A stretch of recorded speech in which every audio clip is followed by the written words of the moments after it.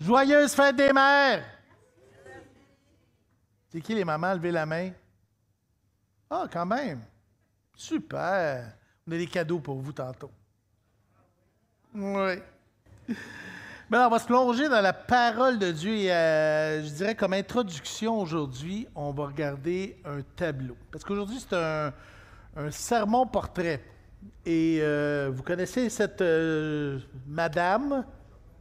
Qui la connaît pas? Non, ben, elle est morte depuis longtemps aussi, là, mais qui la... ça vous dit quelque chose?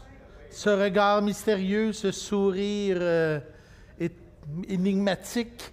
C'est la Joconde. C'est un tableau de Léonard de Vinci. Imaginez-vous donc qu'il a pris 3 ans pour faire ce tableau-là. C'est pas un énorme tableau, là. C'est comme à peu près large comme ça et haut comme ça. Fait que c'est quand même pas si gros que ça. Et si vous voulez le voir en vrai de vrai, il est au Louvre à Paris. Donc, partez de bonne heure, parce que c'est pas à porte. Mais Yannick, présentement, est en Europe et peut-être qu'il pourra aller le voir lui-même et nous dire son appréciation de la vraie affaire. Ça a pris 3 ans à Léonard de Vinci pour peindre ce tableau-là et apparemment, la légende, là, évidemment, c'est des rumeurs, mais il apportait avec lui partout où il allait durant ces 3 ans-là parce qu'il y avait toujours des petites retouches à faire ici et là. C'est probablement l'épouse d'un homme qui s'appelait Francesco del Giocondo. Bon accent? Del Giocondo. D'où la Joconde. Et son nom, c'est Lisa Gheraldini. C'est Lisa. Mona Lisa, la Joconde. Donc, beaucoup de retouches. De Vinci a dû le terminer à un moment donné à contre-cœur, apparemment, parce qu'il y avait encore des choses. Et on va voir aujourd'hui que ça ressemble pas mal à notre réalité. C'est un enseignement pour la fête des mères. On va dans le proverbe 31, hein, la femme vertueuse. Fait que c'est pour les mamans à devenir, et j'ai des petits bonbons pour les hommes. Donc, on va voir, là, il y a 3 points. Un avertissement au début, on va lire le passage. Josiane va nous lire le passage. Il y aura un avertissement. Puis ensuite, on va avoir 3 points, c'est-à-dire qu'on va dépeindre le portrait de la femme vertueuse, les mains, la bouche, le cœur. Et à chaque étape de cette peinture-là, ou ce beau portrait, on va voir un peu la vision d'ensemble du grand maître, Dieu. On va voir comment cette femme du Proverbe 31 se dépeignait à travers ça. Et on va chercher, et c'est là l'application pour chacune de vous, je vais dire de nous, mais bon, pour les dames, et c'est aussi bon pour les gars, là. C'est quoi ta palette de couleurs à toi? Parce que c'est clair que Dieu veut dépeindre quelque chose, mais on va voir ça au fur et à mesure qu'on va avancer. Et évidemment, je l'ai dit, chacune des parties, les 3 parties, les mains, la bouche, le cœur, termine avec un petit bonbon, une petite friandise pour les gars. Je vous oublie pas, les boys. Mais ça me disait, tu sais, quand je faisais l'enseignement, quand j'écrivais, je me disais, ouais, ça me parlait. Puis je me disais, OK, je vais lui partager ça. C'est bon, hein? Êtes-vous prêts? Êtes-vous prêts ce matin? Donc, si je résume l'enseignement, une femme qui a de la vertu, c'est une femme qui expose Jésus. On pourrait presque écrire une chanson avec ça. Donc, une femme qui a de la vertu, c'est une femme qui expose Jésus. On prie, et Josiane va venir nous lire ce bel extrait du Proverbe 31. Merci Seigneur pour ta grandeur, ta bonté. Tu nous dépeins chacun de nous, tu nous transformes à ton image. Je te prie ce matin de nous parler aux mamans, parler aux jeunes filles, aux femmes, aux grands-mères, parler aux hommes. En fait, parle-nous. Notre cœur est ouvert. On dit, Seigneur, parle, tes serviteurs écoutent. En ton nom, nous te prions. Amen. Bon matin. Le passage de ce matin est lu dans le livre des Proverbes, chapitre 31, versets 10 à 31, dans la nouvelle édition de Genève. Proverbe 31, versets 10 à 31. Qui peut trouver une femme vertueuse? Elle a bien plus de valeur que les perles. Le cœur de son mari a confiance en elle, et les produits ne lui feront pas défaut. Elle lui fait du bien et non du mal tous les jours de sa vie. Elle se procure de la laine et du lin et travaille d'une main joyeuse. Elle est comme un navire marchand. Elle amène son pain de loin. Elle se lève lorsqu'il est encore nuit et elle donne la nourriture à sa maison et la tâche à ses servantes. Elle pense à un champ et elle l'acquiert. Du fruit de son travail, elle plante une vigne.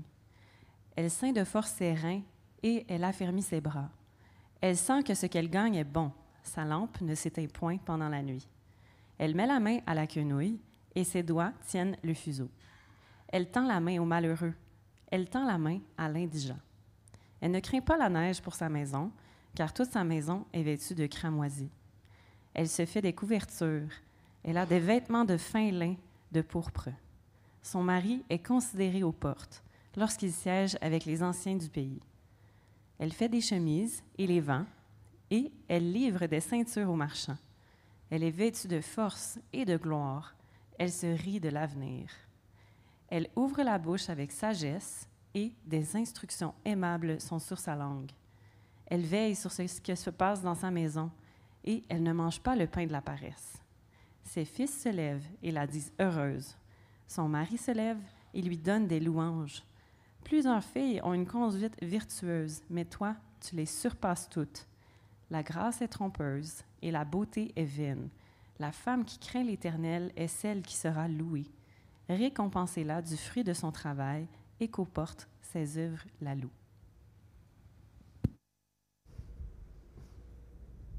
Merci. Wow. Il y a quelque chose là-dedans. Mais il y a un avertissement avant de poursuivre. On pourrait prendre une voile avec l'écho, là, avertissement. Plutôt, ce que n'est pas une maman vertueuse ou une femme vertueuse, c'est pas nécessairement une performante. Il y avait un ami qui appelait ça Tascatron, c'est-à-dire quelqu'un axé uniquement sur les tâches, ou une Wonder Woman.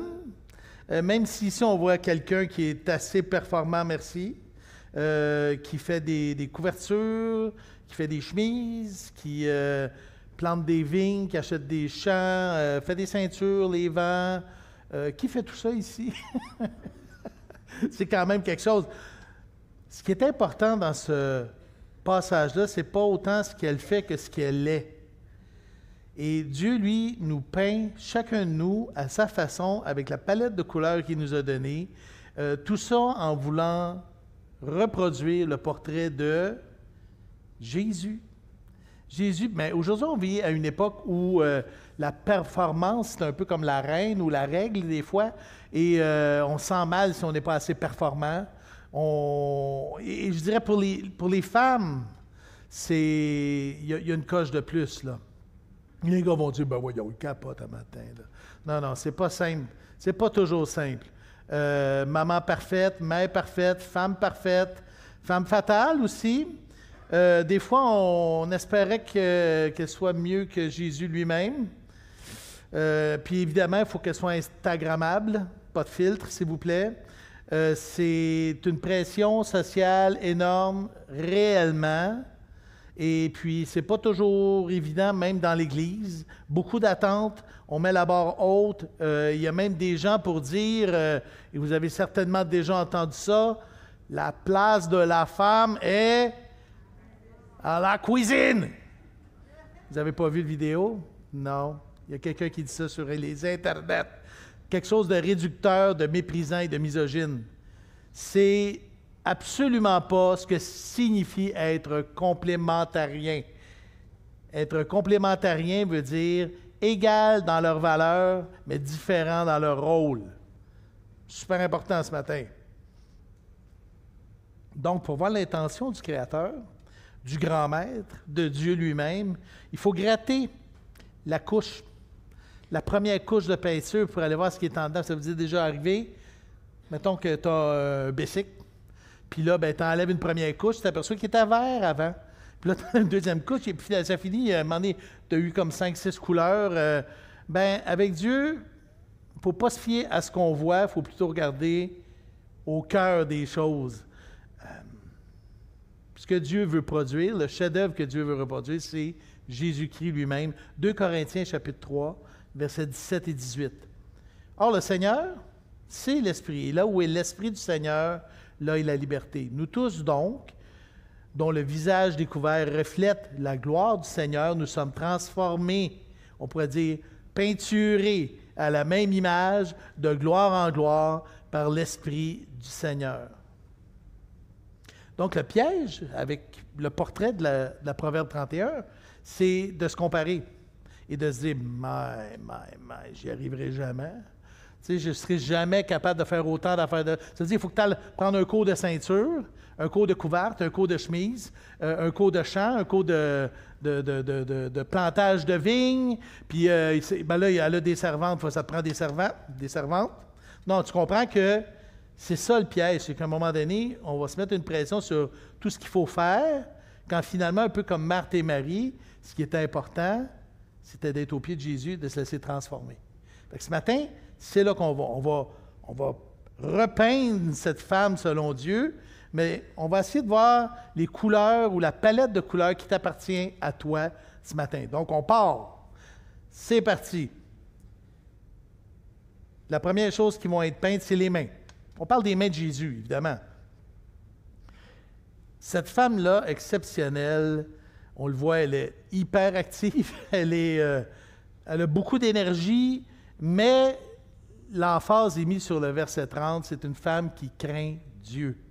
Sa force, sa dignité ne viennent pas de ses réalisations, mais ni de ses actions, mais plutôt de sa crainte de Dieu, c'est sa vénération. Sa crainte de Dieu est là, c'est sa beauté. Le concept général, c'est-à-dire le portrait général où Dieu veut aller avec ça, c'est être les mains de Jésus, c'est être l'exécution, le toucher, le concret. Et la Bible nous dit qu'on est tous en quelque sorte une partie du corps de Jésus. Tu n'es peut-être pas nécessairement ses mains, mais tu es peut-être autre chose, son nez, ses yeux, ses oreilles. On a tous des dons, des talents différents. 1 Corinthiens 12 dit, comme le corps est un et a plusieurs membres, et que comme tous les membres du corps, malgré leur nombre, ne forment qu'un seul corps, ainsi en est-il de Christ. Il y en a qui peuvent être bons ou bonnes pour le bricolage, les rénaux, peinturer, ça peut être la cuisine, la mécanique, mais il y en a d'autres, ça va être enseigner, prendre soin. On s'entend qu'il n'y a personne de parfait, là. Cette femme-là, du Proverbe 31, c'est quoi ses couleurs à elle? C'est quelqu'un qui travaille. C'est une machine, il faut se le dire. Hein? Quand on lit ça, c'est vraiment quelqu'un qui travaille beaucoup. Elle travaille volontiers, comme j'avais déjà lu. Proverbe 31, versets 13, 14, 15. Elle se procure de la laine et du lin, travaille d'une main joyeuse, pareil à un navire marchand, c'est quand même... pareil à un navire marchand, elle rapporte ses provisions de loin. Elle se lève alors qu'il fait encore nuit, et elle donne la nourriture à sa famille et ses ordres à ses servantes. Elle déplace de l'air. Elle déplace de l'air. Son travail est fructueux. Elle a des résultats même dans son travail. Donc, elle travaille bien. C'est efficace. Proverbe 31, 31.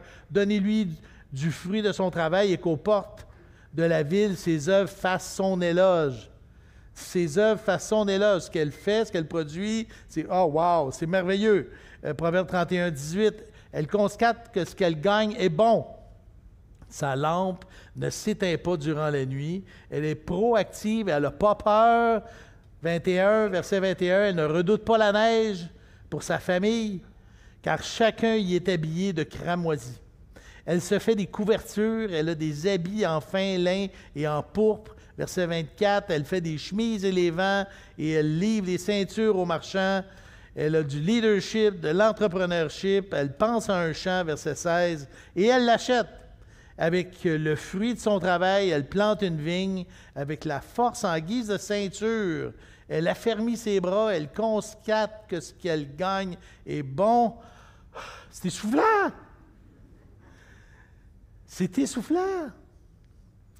Donc, c'est facile de prendre cette description-là et de sentir une pression comme quand on regarde les réseaux sociaux. Tu sais, quand on regarde les réseaux sociaux, des fois, on se dit, ah, tu sais, ils sont rendus là-bas, ils sont là. Tout le monde a l'air parfait, ces réseaux sociaux. Puis là, à un moment donné, ça te met une espèce de pression décourageante. Tu dis, j'y arriverai jamais. Mais c'est justement, c'est pas le but de la chose. Elle, c'est ses couleurs à elle. Ça peut facilement devenir une source de découragement. Et je ne suis pas en train d'encourager une paresse ou quoi que ce soit. C'est juste que cette personne-là qui est décrite là, c'est ses couleurs à elle. Elle connaît ses dons, elle connaît ses talents, les met au service de sa famille et de sa communauté. Et je dirais que pour toi, pour apprendre à connaître ta palette de couleurs à toi, là, je dis, apprends à te connaître. Connais-toi, connais tes talents, tes dons et tes limites. Tu sais, ce que Dieu a fait de toi aujourd'hui, ici et maintenant. Tu sais, de ne pas essayer d'imiter quelqu'un d'autre, mais de plutôt être la personne que Dieu veut que tu sois. Et on a énormément de pression aujourd'hui. Et j'en entends de tous les côtés, de la part des femmes, où on se met de la pression, parce que cette pression-là ne vient pas nécessairement de ce que Dieu me demande. Moi, je pars avec l'idée que quand tu fais ce que Dieu te demande, le résultat va être de la joie. Pas nécessairement d'être productif, mais il va y avoir de la joie parce que c'est cet esprit qui procure cette joie-là. On parle d'une joie véritable, là. Pas juste la joie d'avoir un beau travail accompli. Ça, c'est des joies éphémères parce qu'après ça, il faut que tu recommences le lendemain. Mais la joie qui vient de l'esprit est une joie profonde, une joie fondée sur une assurance en Dieu. Donc, je dirais quelque part, il faut prendre le temps d'essayer de faire le ménage dans l'Instagram intérieur, puis de dire, non, ça c'est, qu'est-ce que Dieu me demande? Comme toi, comme maman, comme jeune fille, comme jeune femme, comme grand-maman.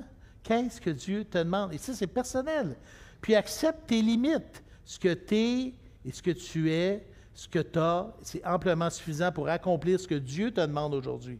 Demain, on verra. À chaque jour suffit sa peine.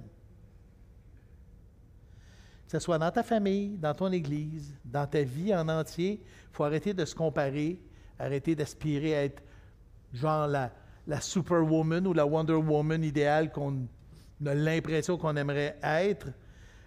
Briser cette pression et accepter même nos limitations, ça peut être la fatigue chronique, fibromyalgie, ça peut être la maladie, ça peut être, je ne sais pas, le découragement, même la dépression.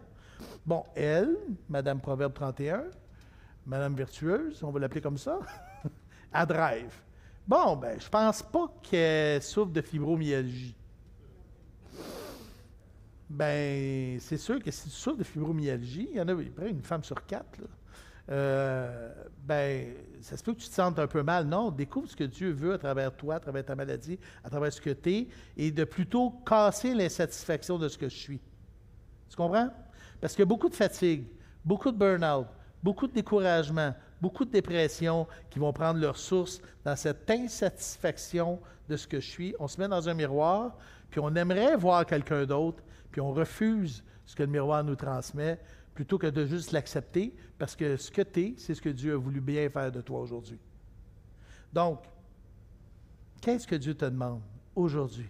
C'est une question ouverte qui te demande de l'introspection, qui te demande de prendre le temps, prendre du temps avec Jésus. Qu'est-ce que tu as? Qu'est-ce que tu as à offrir pour ce que tu as à faire? Prends le temps d'y réfléchir, de prier, puis, ben, vas-y avec tes petits pains puis tes petits poissons. Hein? Tu prends tes pains, tes poissons, puis là, tu les donnes à qui? Bien, c'est sûr que si tu les donnes à tes enfants, ils vont tout bouffer. Là, tu sais. Mais donne-les à Jésus. Jésus, il va être capable de faire quelque chose d'incroyable avec ces petites capacités-là que tu as l'impression que tu as.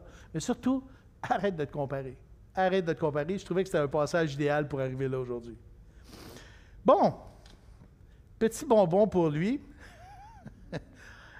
J'aimerais vous parler de la vaisselle. Moi, j'aime pas faire la vaisselle. J'ai appris à aimer à faire la vaisselle. C'est une histoire que ceux qui me connaissent, parce que j'aime la raconter, parce que pour moi, c'est significatif. Avant de rencontrer ma femme, je faisais rarement la vaisselle. Ou des fois, je mangeais dans le chaudron, ou des fois, quand ça commençait à bouger là, dans le lavabo, je pense qu'il est temps qu'on fasse venir un exterminateur, quelque chose. Tu sais, pas là, mais ça aurait pu avoir la tendance à. Et ma femme, elle aime ça faire le ménage.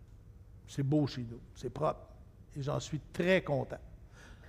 Le vendredi, c'est journée ménage. Personnellement, je pourrais passer une semaine. Peut-être 2. Mais savez-vous quoi? J'aime ma femme. C'est pas juste écrit sur ma licence d'auto, là. J'aime ma femme. J'ai appris à aimer à faire la vaisselle. J'ai appris à aimer à faire le ménage le vendredi. Et même le vendredi, je veux couper ma journée. Je prends même les tâches les plus dégueulasses à mon goût à moi. Je vais en faire les toilettes, là. Tu sais, écurer à bol, puis tout. Pourquoi je fais ça? Parce que si je le fais pas, c'est qui va le faire? C'est elle. C'est simple de même. Donc, c'est important, les gars, de vous dire que c'est pas une Wonder Woman que vous avez mariée. Puis si t'es célibataire, ça, c'est une autre affaire, là, je m'égare, là, mais je vois des gars qui attendent d'avoir, je sais pas trop, la Proverbe 31, mais qui a 18 ans, tu sais. Les gars, ils arrivent à 35 ans, ils disent « Je comprends pas, j'ai trouvé personne encore. » Peut-être que tu mets à bord un peu haute, là, tu sais. Puis peut-être que toi aussi, tu es victime de ces pressions-là qu'on voit. Les gars, déniaisez-vous. Ici, là, il y a des femmes vertueuses. Des vraies. Des femmes incroyables. J'arrête ça, là. Galates 2,18. L'Éternel Dieu dit, qu'est-ce qu'il a dit? Il a dit, c'est pas bon que l'homme soit seul. Je lui ferai une aide semblable à lui. Une aide semblable à lui. Le mot aide, là, c'est à l'aide. C'est un secours. Vous avez déjà entendu ça? C'est vraiment un secours. On était vraiment mal pris tout seul, les boys. Donc, Dieu a dit, c'est vraiment pas bon que tu sois tout seul. Ça va mal virer, cette affaire-là. Je vais y créer une aide, c'est-à-dire un secours, venir à son secours, qui va être son vis-à-vis. Tu comprends? Jusque dans la vaisselle, jusque dans le ménage. Je pense pas que j'ai besoin de faire des gros dessins un matin. Hein? On parle de peinture. Fait que les mains de Jésus. Pas de pression, s'il vous plaît. On parle de la bouche de Jésus. La bouche, hein, au cœur du visage. Si tu enlèves la bouche d'un visage, tu vas voir que ça va faire très bizarre. On dirait qu'il manque comme l'âme, c'est comme les yeux, c'est fou. Tu sais, donc, la Bible nous dit que c'est de l'abondance du cœur que la bouche parle, et ce qui va sortir de notre bouche, bien souvent, ça va être le miroir de ce qu'il y a à l'intérieur. Le concept du grand maître, de Dieu, c'est d'utiliser notre bouche pour le glorifier, d'une manière ou d'une autre. 1 Pierre 3,9. Ne rendez pas le mal pour le mal ou injure pour injure. Bénissez au contraire, car c'est à cela que vous avez été appelés, afin d'hériter la bénédiction. C'est fou, hein? La bénédiction. On a été appelés à utiliser notre bouche comme un outil de bénédiction. C'est un gage de notre héritage. On l'a vu dans notre série sur Jacques, comment la bouche peut être un feu épouvantable. Ça peut réchauffer, hein, comme le feu, comme ça peut détruire, comme le feu. On l'a vu la semaine passée, que nos paroles soient teintées de toute la sagesse qui vient de Dieu. Comment elle, c'est quoi ses couleurs à Madame Vertueuse? C'est intéressant. Verset 26. Elle ouvre la bouche avec sagesse et un enseignement plein de bonté est sur sa langue. Elle a de la sagesse. Par ses conseils, on le voit déjà dans les premiers versets du Proverbe 31, là, parole du roi Lémuel, sentence par lesquelles sa mère l'instruisit. Donc, elle a beaucoup...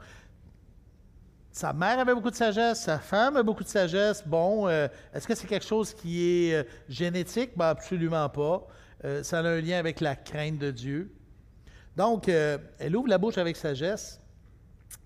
Elle est remplie de sagesse parce qu'elle craint Dieu et elle enseigne parce qu'il y a En fait, il y a une mauvaise conception de l'enseignement. Là, ici, souvent dans l'Église, on a l'impression que les femmes ne devraient pas enseigner. Et je suis content qu'aujourd'hui, on a franchi un peu un certain cap. Vous savez, il y a des conférences avec Sola pour qu'on puisse découvrir la théologie.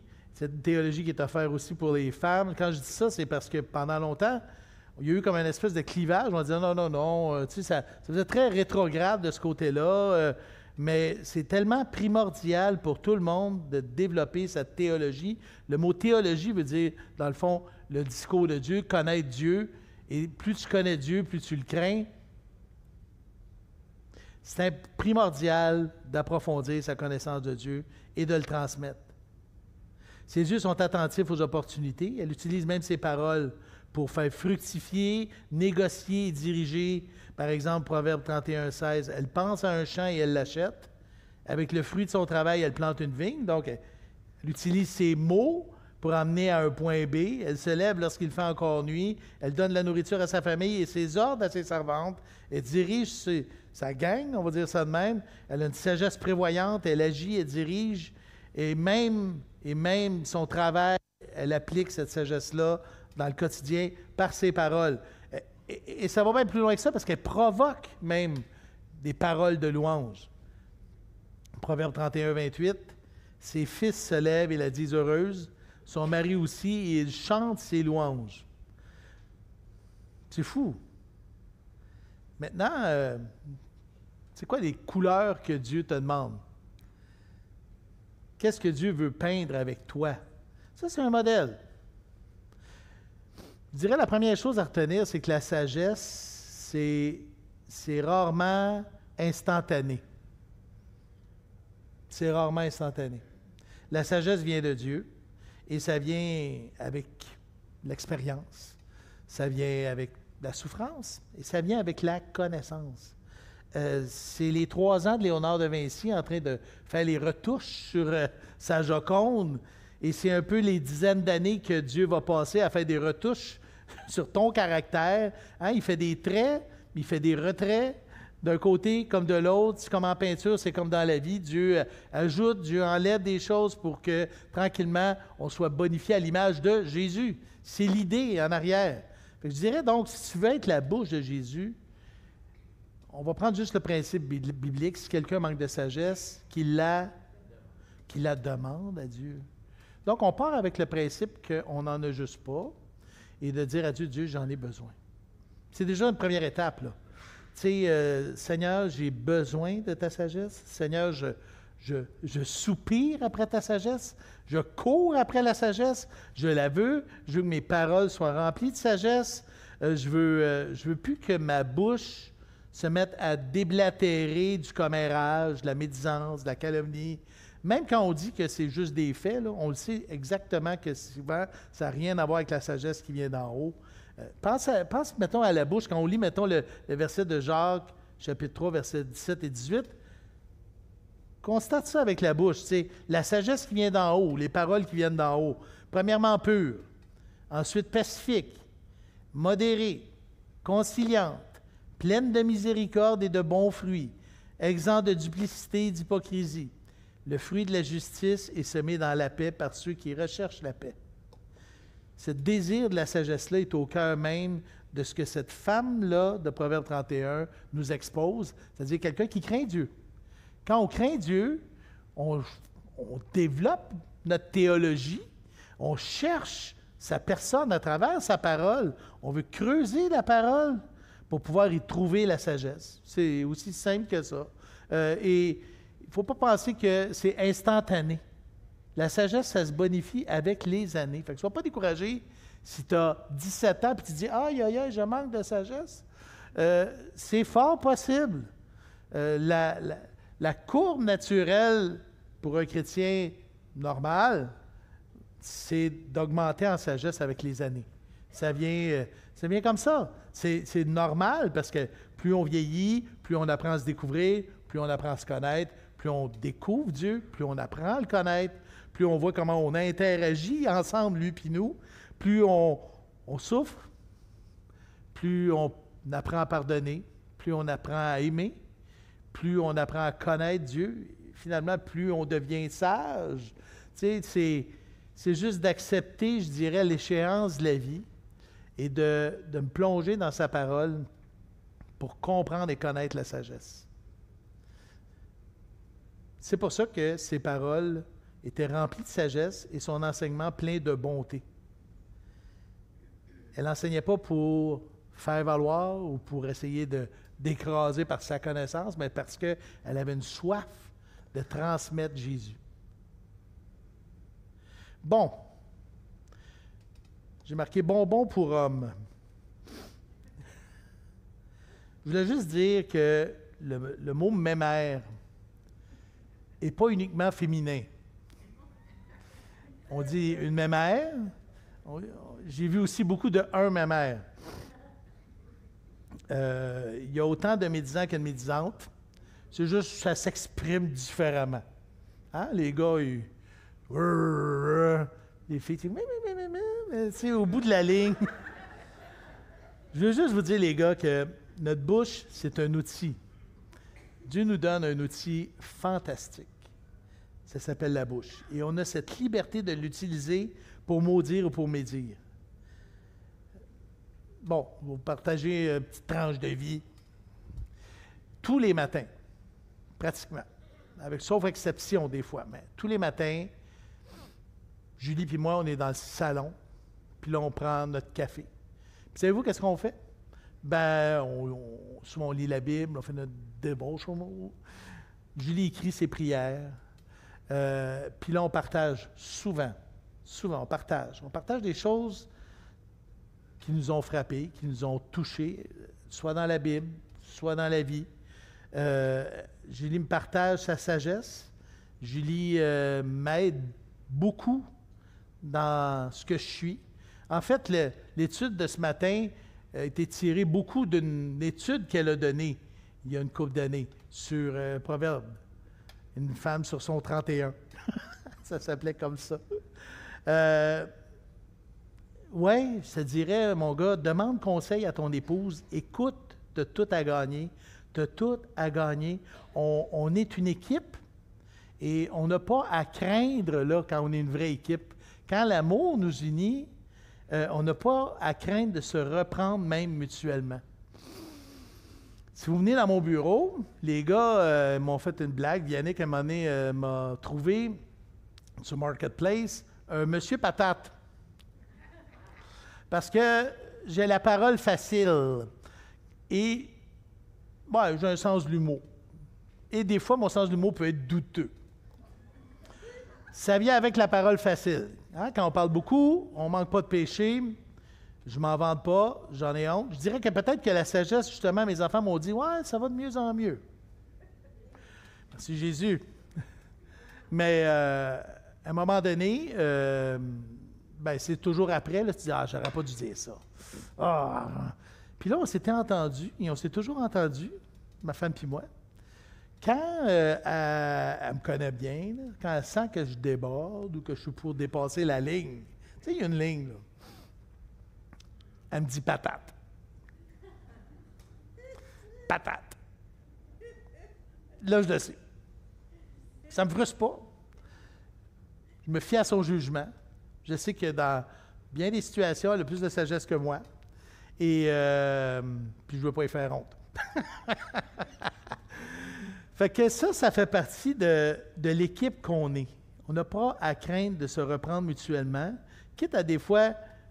On est une équipe. Fait que, écoute, si tu vois que je déborde, que je dépasse la ligne, dis-moi là, un petit mot, patate. Fait que quand vous allez venir dans mon bureau, vous allez voir M. Patate, vous allez comprendre c'est quoi l'idée. Ça m'aide à me rappeler. Attention, fais attention. Surveille ta bouche, mon ami. Donc, on a dépeint les mains, on a dépeint la bouche. Là, on va aller en dessous de la peinture, on va aller dépeindre le cœur. Le portrait se dessine, se précise. Hein, on commence à comprendre un peu par rapport à Madame Virtueuse et par rapport à toi ce matin. Le portrait se dessine, main, bouche et là le cœur. Le concept, c'est-à-dire le grand maître, lui où il veut aller avec ça, c'est Philippiens 2,5. Ayez en vous les sentiments qui étaient en Jésus-Christ. C'est-à-dire, ce qui doit être le moteur à l'intérieur, c'est Jésus. C'est l'Esprit de Dieu. Dieu veut faire un portrait de Jésus avec toi, mais il veut garder tes couleurs, tes talents, tes dons, tes capacités. Et c'est là la grandeur du Maître. Il y arrive. Quand on voit des chrétiens matures, puis on voit Jésus à travers eux, mais en même temps, on voit eux à travers eux. Et ça, c'est toute la grandeur de Dieu là-dedans. Dieu veut faire un portrait de Jésus avec tes couleurs. Il veut exposer ta palette de couleurs. C'est toujours sur le même thème qui est Jésus. C'est-à-dire l'humilité, le pardon, la miséricorde, ayez en vous les sentiments qui étaient en Jésus-Christ. Honnêtement, je repensais, et il y a beaucoup de gens qui divorcent. En fait, la majorité, presque tous les divorces sont en raison d'un manque d'humilité, d'un manque de pardon ou d'un manque de miséricorde. Je ne vois pas d'autres, d'un bord ou de l'autre ou des deux côtés. Voyons comment la femme de Proverbe 31 s'en tire là-dedans. Comment elle vit ça? C'est quoi ses couleurs à elle? Bien, premièrement, son cœur est fidèle au Seigneur et à son mari. Proverbe 31, versets 11, 12 et 23. Le cœur de son mari a confiance en elle. Et c'est tout bénéfice pour elle. Elle lui fait du bien et non du mal tous les jours de sa vie. Verset 23, son mari est reconnu aux portes de la ville lorsqu'il siège avec les anciens du pays. Il y a un proverbe qui dit, ou un dicton, derrière chaque grand homme, il y a une grande femme. C'est un peu ce qu'on voit là. Il y a une espèce de synergie et ce qu'on appelle la soumission de la femme, c'est vraiment un travail d'équipe. Elle est bien comprise, distinction des rôles, il y a une confiance mutuelle, une intention profonde de rendre l'autre heureux, autant elle vers lui que lui vers elle. On se rapporte à l'époque, là. Il laisse toute la liberté de s'épanouir dans ses entreprises. Il l'écoute comme son égal. Il prend ses conseils, son enseignement, sa sagesse. Le résultat est évident. Ça teinte même la réputation du gars. Quand il est aux portes de la ville, il est reconnu. Pourquoi? Parce qu'ils sont deux à prier, parce qu'ils sont deux à réfléchir. Ils sont deux à agir, et comme ici, tous les jours de sa vie, jusqu'à la mort. C'est la beauté d'être deux. Pourquoi pas en profiter? On voit aussi son attitude devant la providence. La providence, elle a une assurance de la providence. Le verset 1 commence, elle se procure de la... Verset 10, elle se procure de la laine et du lin et travaille d'une main joyeuse. Verset 25, la force et l'honneur, voilà ce qui l'habille. Elle rit en pensant à l'avenir. C'est intéressant parce que quand elle travaille, la couleur de son labeur, c'est la joie. Elle est de bonne humeur. Elle ne chiale pas, elle ne bougonne pas. Elle est de bonne humeur. Elle aime ce qu'elle fait. Et c'est son attitude plus profonde qui vient nous montrer où attire cette source-là. Elle rit en pensant à l'avenir. Le mot rire ici, là, c'est vraiment chanter, danser, sourire. C'est vraiment, il y a quelque chose de réjouissant là-dedans. Là. Quand elle pense à l'avenir, elle se réjouit, elle est heureuse. C'est parce qu'elle craint Dieu. Et quand on craint Dieu, on a l'assurance que chaque lendemain va être sous son contrôle à lui et j'y fais complètement confiance. C'est l'idée. Ton cœur est ouvert. Au verset 20, on dit, elle ouvre ses bras aux malheureux, elle tend la main aux pauvres. Cette miséricorde, cette compassion, elle a comme des yeux radars en action. Ben, c'est le portrait de quelqu'un qui ne s'en fait pas avec la vie et qui sait ce qu'elle est et qui a confiance pleinement en son Dieu jusqu'à ne pas avoir peur de perdre et d'aider même les gens plus démunis. Pour toi, là, c'est quoi tes couleurs là-dedans? Romains 5,5 dit « L'espérance ne trompe pas, parce que l'amour de Dieu est répandu dans nos cœurs par le Saint-Esprit qui nous a été donné. » Je dirais, d'un premier temps, le coffre à outils est déjà tout là. Quand tu as donné ta vie à Jésus, l'amour de Dieu est répandu dans nos cœurs. Ce qui n'est pas rien, là. Tu sais, l'amour de Dieu. On fait juste y penser un peu. Là. Si tu prends l'amour, Ouais, c'est beau. L'amour de Dieu. Mais là, il n'y a comme pas de limite, là, les dimensions de l'amour de Dieu, c'est infini. Bien, cet infini-là est dans ton cœur par le Saint-Esprit qui t'a été donné. Et le Saint-Esprit, il est là et il veut vraiment s'extérioriser. Donc, cette sagesse, c'est d'apprendre à laisser Dieu faire le travail. Parce que lui a beaucoup plus d'expérience et de bon sens que nous. Son cœur a appris à laisser Dieu s'exprimer et vivre la vie avec joie dans la soumission et la miséricorde. Bon, je dis ça pourquoi? Et là, on n'est pas loin de l'éditorial, là, mais c'est correct. Pourquoi je dis ça? Parce que j'ai vu beaucoup de femmes prises avec des gars qui n'étaient pas toujours sages, dont le cœur n'était pas toujours nécessairement une expression de l'amour de Christ. Et ce n'est pas facile dans ces moments-là de vivre la soumission, la confiance, puis de rire en l'avenir. C'est une réalité. Je me souviens d'un film qui s'appelait Facing the Giant, je ne sais pas trop en français. En tout cas, c'est l'histoire d'une équipe de football. C'est un film chrétien. Puis c'est une équipe de football, et là, il y a un jeune dans l'équipe qui a des parents vraiment, vraiment pas cool, vraiment pas fins, vraiment, vraiment pas fins. Et il rush avec l'idée de « honore ton père et ta mère ». Et on peut comprendre. Et là, le coach qui vient le voir, il dit « Tu sais, quand Dieu nous demande d'honorer notre père, notre mère, ça n'a pas rapport avec la question de est-ce qu'ils sont honorables. Ça a rapport avec Dieu me demande de les honorer. Et si je les honore, Dieu va me donner la force de les honorer. Et ça m'avait vraiment enseigné cette journée-là. OK, ça ne dépend pas du taux d'honneur, ça dépend de Dieu lui-même. Comment être une femme vertueuse quand les moments sont plus difficiles? Je dirais, baisse les armes. Laisse Dieu être ton libérateur. Personne ne peut t'enlever la dignité que Dieu t'a donnée. Tout commence avec ta prise de conscience de ton identité en lui. Qui es-tu, madame, ce matin? Une femme de Dieu, une reine, hein, la fille du roi. Je dirais qu'il faut demander à Dieu de nous convaincre de ça. Et comme je le disais au début, il y a tellement de pression qu'on est très, très focusé sur le qu'est-ce qu'il faut faire plutôt que qu'est-ce qu'il faut être. Vis ta vie comme si c'était la seule que tu as afin de faire briller Dieu autour de toi. Si tu es marié avec un homme de Dieu, gloire à Dieu. Merci Jésus. Glorifie Dieu. Prie pour ton mari. Vis avec ton mari. Fais une équipe avec ton mari. Si tu es marié avec un homme qui, des fois, défie la soumission et le respect, je te dirais, tiens bon, qui sait si tu ne gagneras pas ton mari à Christ? 1 Pierre 3,2. Hein? Puis si des lignes sont franchies, tu comprends ce que je veux dire? En termes de verbal, physique, demande de l'aide. C'est simple. Bon, petite épice pour lui. Un peu de piquant. 1 Pierre 3,7. Marie, montrez à votre tour la sagesse dans vos rapports avec votre femme, comme avec un sexe plus faible. Honorez-la, comme devant aussi hériter avec vous la grâce de la vie.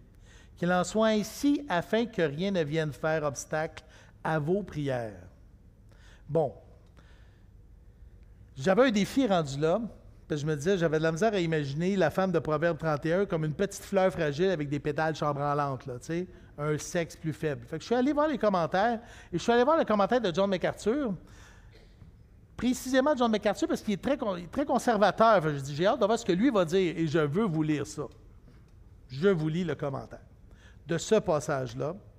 Montrer de la sagesse signifie, pour notre femme, lui être sensible et prendre en compte ses besoins physiques et émotionnels intimes. Un mari croyant doit également faire preuve de galanterie envers son épouse. De même que la soumission n'implique pas l'infériorité du soumis. La qualification de « plus faible » ne veut pas dire que la femme est plus faible que son mari dans son caractère ou dans son intelligence, ni que les femmes sont spirituellement inférieures aux hommes. Tout ce que cette tournure veut dire, c'est que les femmes possèdent généralement une force physique moindre. À la lumière de cette remarque, les maris chrétiens ne devraient ménager aucun effort pour protéger leurs épouses et pourvoir à leurs besoins matériels.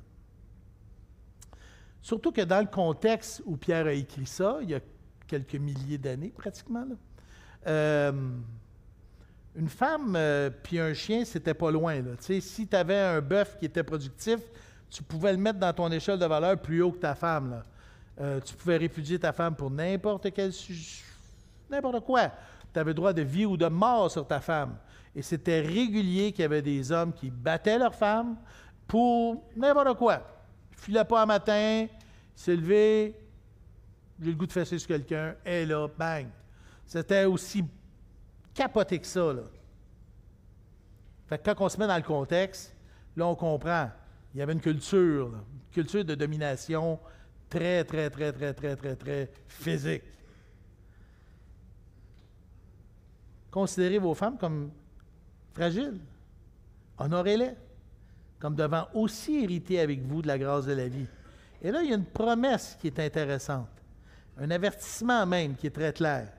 Qu'il en soit ici, afin que rien ne vienne faire obstacle à vos prières. L'avertissement est clair.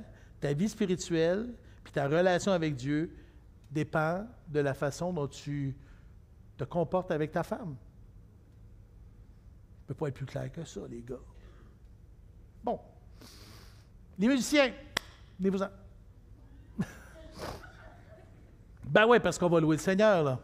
OK, bonne fête des mères, les mamans.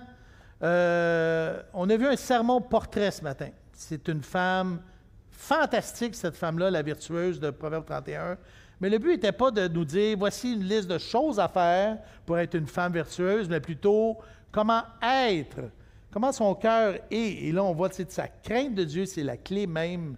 Et pour toi, ce matin, j'espère que c'était clair, c'est quoi tes couleurs à toi? C'est quoi tes couleurs? Dieu veut que tu sois une femme vertueuse. Dieu est en train de former en toi une femme vertueuse. Que tu sois marié ou pas, Dieu t'amène là parce que Christ est en toi et il veut le dépeindre à tous ceux autour de toi. Que ce soit par tes mains, tes actions, que ce soit par ta bouche, tes paroles ou ton cœur. Hein? On parle d'amour, de soumission, on parle de cœur, là. Ben, Dieu veut prendre tes couleurs, veut prendre ta palette, et il veut que tu brilles, que tu exposes le visage de Jésus dans ta famille, dans ton milieu, dans ton voisinage, au travail. Les gars, je vous ai donné des petits conseils aujourd'hui. Si vous en voulez d'autres, venez me voir. Ça va me faire plaisir. Je ne dis jamais rien que je n'applique pas. Juste comme ça. On termine le proverbe avec le verset 29 à 31. Plusieurs femmes ont une conduite vertueuse, mais toi, ben, tu les surpasses toutes. Donc, quand je lis ça, je pense à ma femme. C'est clair. Honnêtement. Non, mais c'est vrai. Ça fait 35 ans qu'on est mariés. Là, je peux le dire, 35, hein? Dans quelques mois, bon. J'aime ça. Mais sérieusement, j'ai vu Jésus dans Julie. Se dessiner, c'est merveilleux vieillir avec quelqu'un. Réellement. Je suis juste plein de gratitude envers Dieu. La grâce est trompeuse et la beauté est vaine, le verset 30. La femme qui craint l'Éternel est celle qui sera louée. Et c'est tellement vrai. La grâce est trompeuse. Hein? Tu sais, peu importe le nombre de likes que tu as eu ou la réputation, ta beauté est vaine. Parce que trop tard, la gravité va avoir raison de ta beauté. Ça frippe. C'est comme ça. Oui. C'est cute, les petites pattes de doigts. Oui. Qu'est-ce qui compte vraiment? Aussi bien commencer jeune à investir là où ça compte vraiment. C'est-à-dire, la femme qui craint l'Éternel est celle qui sera louée. Prends du temps avec Jésus. cherche-le, fouille-le, va dans les conférences, lis, cherche la crainte de Dieu dans sa parole. Récompensez-la du fruit de son travail et qu'aux portes, ses œuvres la louent. Amen. Bien, merci Seigneur pour les femmes de Dieu que tu mets sur notre chemin. On veut ce matin te dire à quel point on est souvent indigne et un peu étranger même à la hauteur même de ce que tu nous demandes, mais heureusement, toi, tu ne t'es pas arrêté à ce que nous sommes. Tu es venu toi-même prendre la place. Tu es venu dans notre cœur pour nous permettre de pouvoir vivre ce rêve éveillé-là, d'être le portrait de Jésus dans notre quotidien. Seigneur Jésus, je te prie pour les femmes ici ce matin, que Seigneur, tu les amènes à mieux se connaître qui elles sont, ce que tu leur demandes, qu'on puisse briser les comparaisons et la pression. Et pour les gars, Seigneur, fais-nous des maris qui aiment leurs femmes comme Christ a aimé l'Église, prêts à mourir pour elle. Et pour les jeunes hommes, Seigneur, permets, Seigneur, de les libérer de cette pression sociale qu'on a, qui nous amène souvent à aspirer à quelque chose qui n'existe pas. Le seul parfait, c'est toi. Et la beauté, c'est de vieillir avec quelqu'un et de le voir se laisser transformer à ton image. Merci Jésus. Amen. Amen.